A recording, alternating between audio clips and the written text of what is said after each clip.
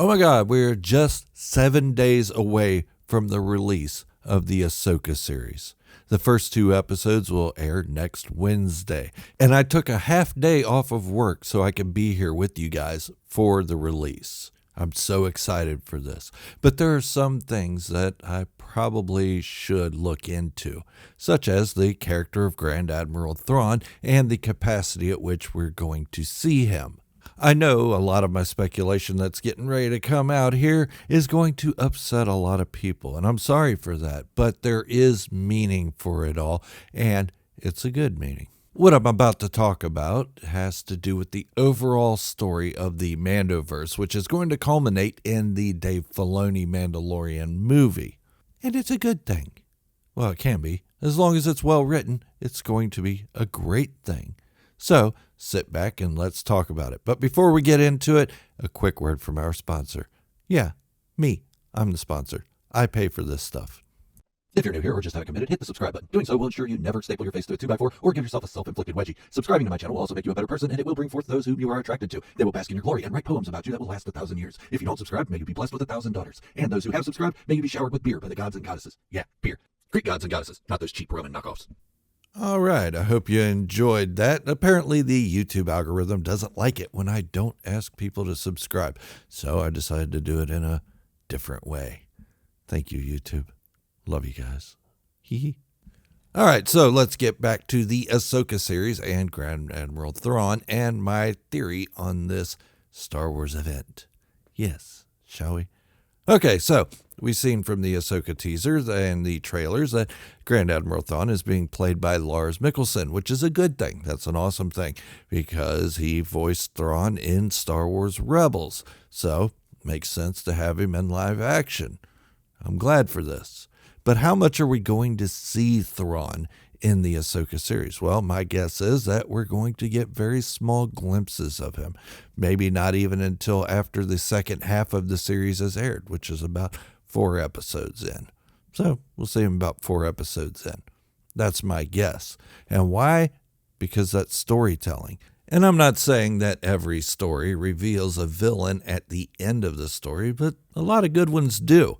If you were a child during the prequel era and that was your first take on Star Wars, you had no idea that Sheev Palpatine was Emperor Palpatine.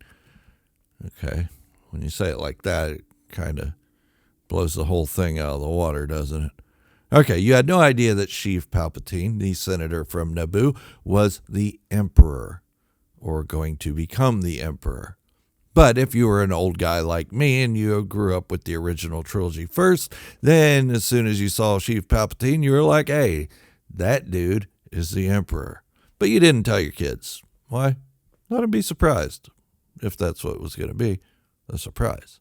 Anyways, so yes, Thrawn may not show up till near the end of the Ahsoka series. Why?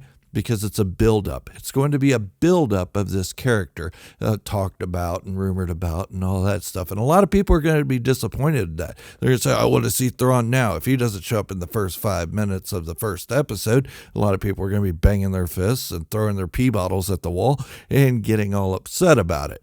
They're going to want a conclusion to this story near the end of the Ahsoka series, a beginning, a middle, and an end, when this story, in fact, is not ending with the Ahsoka series. I'm sorry to tell you. Now, for a lot of people who are saying, well, Thrawn's going to be this big badass, and he's going to be this awesome antagonist and all that. You're right. You're right. You're absolutely right. He's always been such a great antagonist in the Star Wars universe. But let's look back a little bit, shall we? Pulled up some figures here because, I like to be a little precise on what the topic is I'm talking about. In A New Hope, Darth Vader only had 8 minutes and 6 seconds of screen time. That's small. That's small. Very small. And when you think of the entire original trilogy as a whole, Darth Vader has approximately 34 minutes of screen time out of, where's those numbers? 6 hours and 24 minutes of runtime for the entire original trilogy.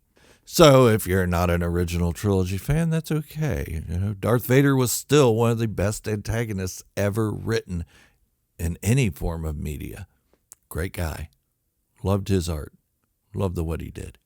Anyways, so moving on, if you are a prequels fan, then let's look at Darth Maul. He had 6 minutes of screen time in the entire Phantom Menace. 6 minutes. That's not much.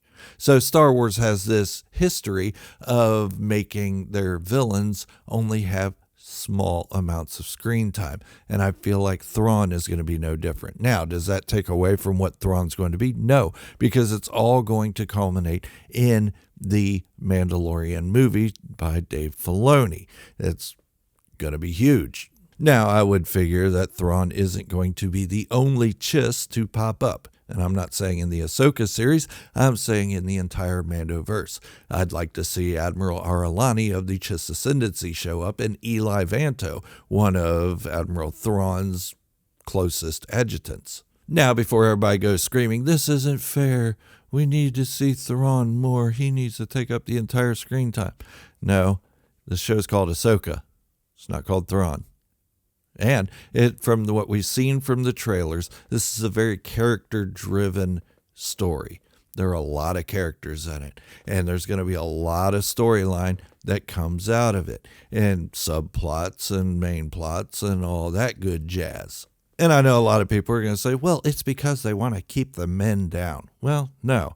And a lot of people say that the men are all antagonists in the show. Well, so far what we've seen, yeah, men are antagonists, except Ezra Bridger, who is a man and is a protagonist. Yeah. All right, so let's look at the villains. We have Morgan Elsbeth, who is a female villain. We have Shin Hati, who is an antagonist of sorts, female.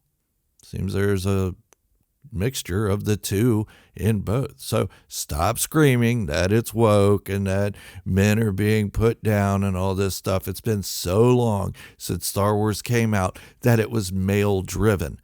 It only makes sense to write the course and show there are women out there who are doing the same things that men are doing. Okay?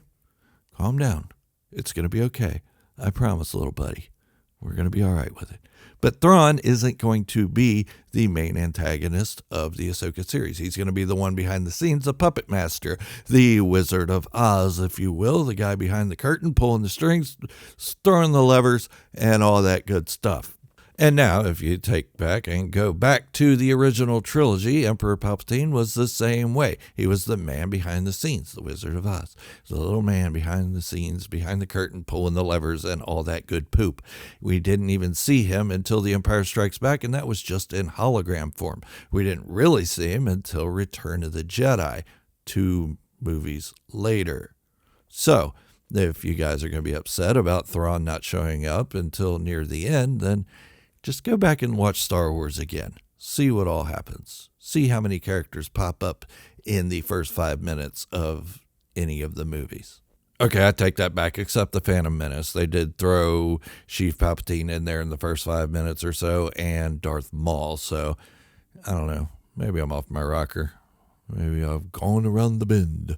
I don't know. But no, it's going to be a good show, okay? If it's anything like the trailers are showing us, this is going to be top tier Star Wars on Disney Plus. It's going to be great.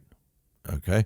But I'm speculating on that. It could totally be garbage, and you could all be right that men are worthless in the show. We'll see. But that's all I have for today, and stick with me as I do a day by day countdown. Okay, so every 2 days I'm doing a countdown to the Ahsoka series, and then I'll probably make a video every day after that. But we'll see. But before I go, a quick word from our sponsor, me. Yeah, as I said before, I pay the bills around here. I pay for the stuff, so I get to be the sponsor.